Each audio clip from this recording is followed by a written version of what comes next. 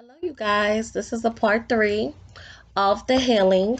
This your girl Nene Lachey, and if you wasn't tuned in, I have part one and part two right before this, so you can know where I'm going with this.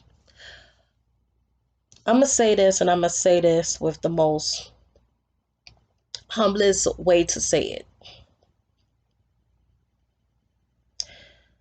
Stop feeding these children lies. I repeat, stop feeding these children lies. And I'm gonna say this as I stretch my leg. Yeah. And I say this with the most humblest way to say it. Tell these kids their roots, where they come from, what type of people was in their family, what type of problems that rise in their family. Don't hide that from them. When they get to an appropriate age where they're starting to ask questions about sex, they're starting to ask questions about certain things, they're getting exposed to certain things based off of the school districts that they are in. Some may be bad and some may be good. You got some of where they've in good districts, but the kids treat them different because they're not the same complexion as them. Then you got some bad school districts of where they're coming into the school to a metal detector that check for guns and weapons. Be real with your children because that helps them heal and become better adults. For example, I didn't know how bad my school was in middle school.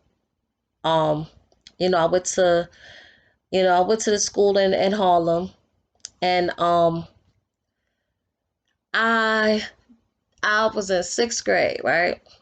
Now I'm coming from an elementary school that's in Harlem, that's right in the hood where I was raised. You know, decent school, black teachers, things of that sort. Same thing in middle school, black teachers, things of that sort. In the hood, quote unquote, right? This was when I was first introduced to metal detectors in school. So I said to myself, and I don't know if it was either before 9/11 or after 9/11 that they started doing the whole metal detectors in school. But I know that certain people didn't have to go through that.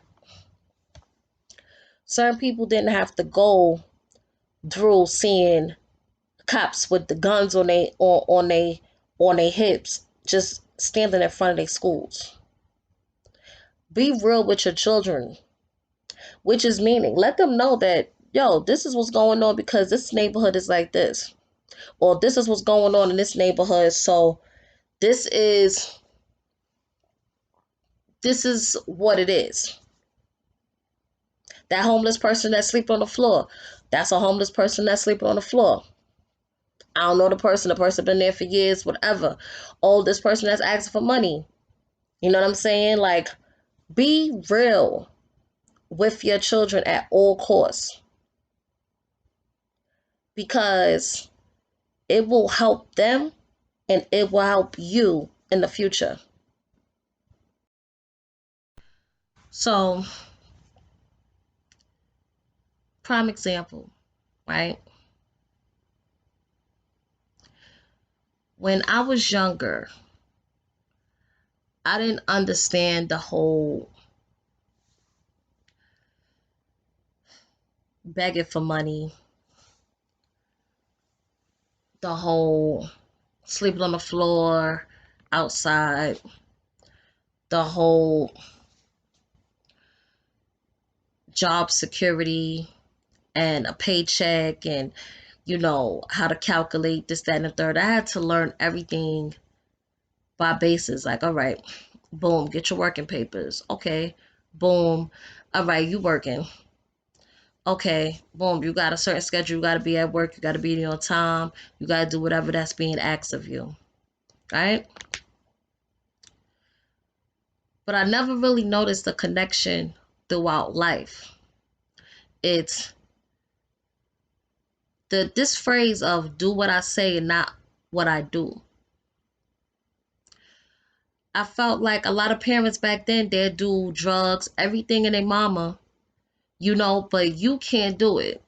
So when you get to that age of where it's possible to do it, they tell you, oh no, that's not something that you do. Or if you curse, or if you know, you dance provocative, they'll tell you not to do it, but they're doing it, you know. So for me being a young child and being around mostly adults my whole life, I felt like I can do what they do because I'm not around children my age. Then the children that's around my age, they are a little bit more advanced than me because a lot of things that they was doing, I was like, I ain't doing it. I'm a kid. But life happens. And growing up in a fast environment will eventually make you faster and more equipped to deal with certain things.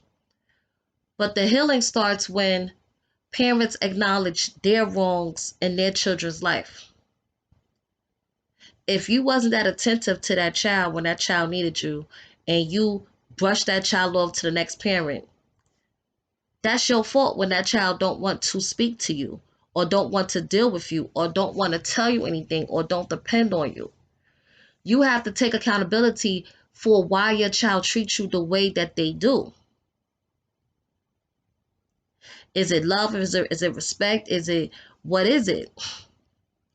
Do you feel like your parenting could have been better so that your child could have healed to the point where your child is not talking about killing themselves? Your child is not talking about, oh, I can't stand you, I hate you, and dismissing everything you're talking about.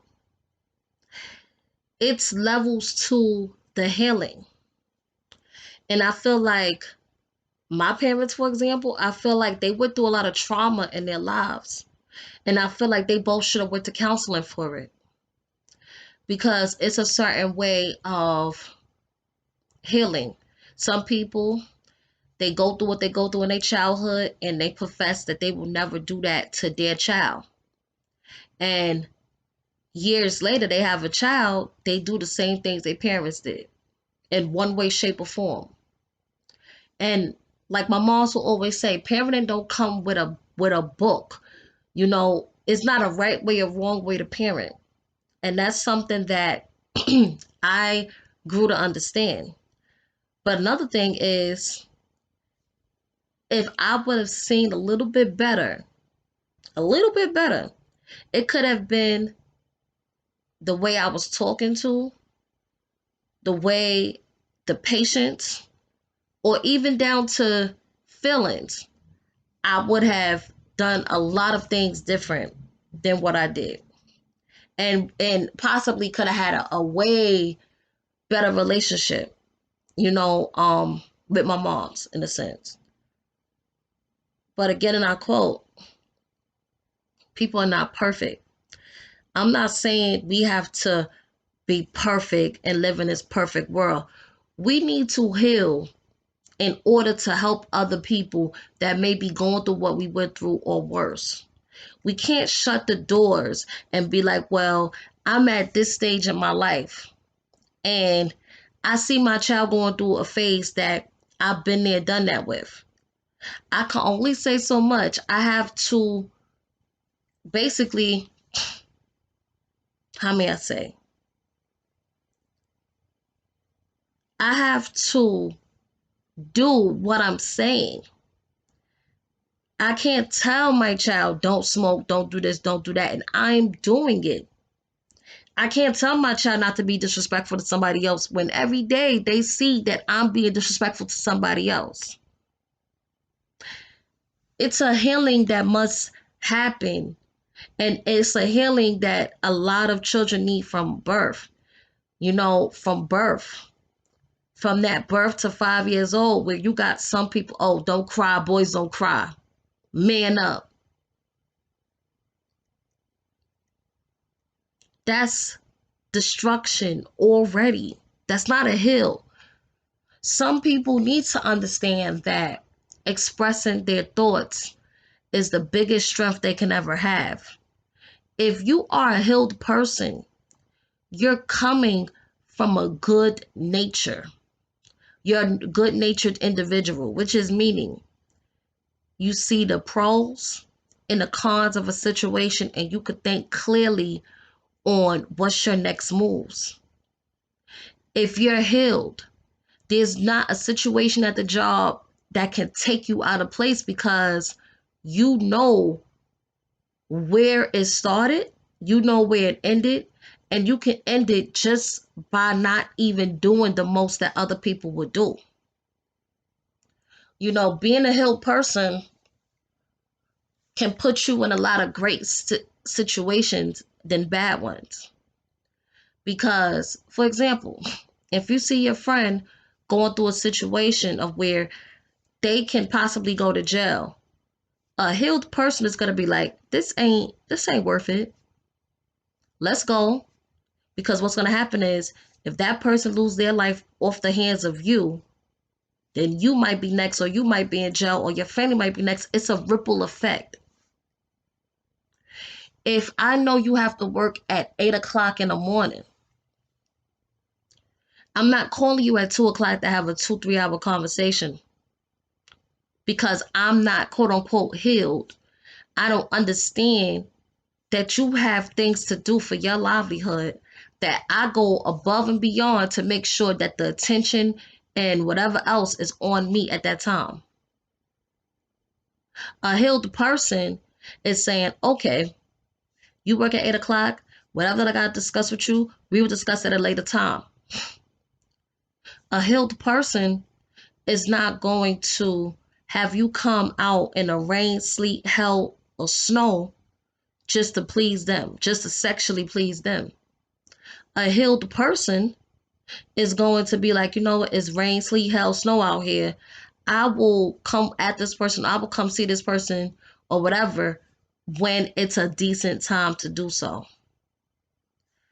Healed people is not going to put you in a situation of where your back is against the wall. Healed people are people that know that there's opportunities and there's situations out here that can put your back to the wall, but they're not for it. And they're not putting themselves and the people that they love at risk because they're healed. You know the saying of hurt people hurt people? That's exactly what I mean with a non-healed person. They will put you in situations that are not good for your health, not good for your mind, not good for your spirit. And the sooner you know that, the better.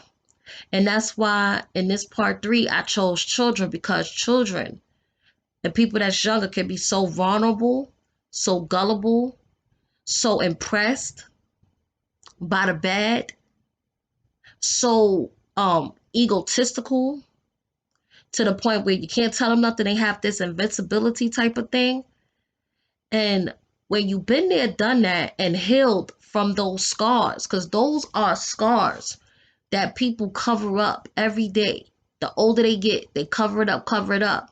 And then as soon as you have a situation with them, all those scars start layering back. They're insecure, they depressed, they scandalous, they don't know how to treat people, they always some type of drama, they always go through a level of friends, they family don't even deal with them, they're very selfish, entitled.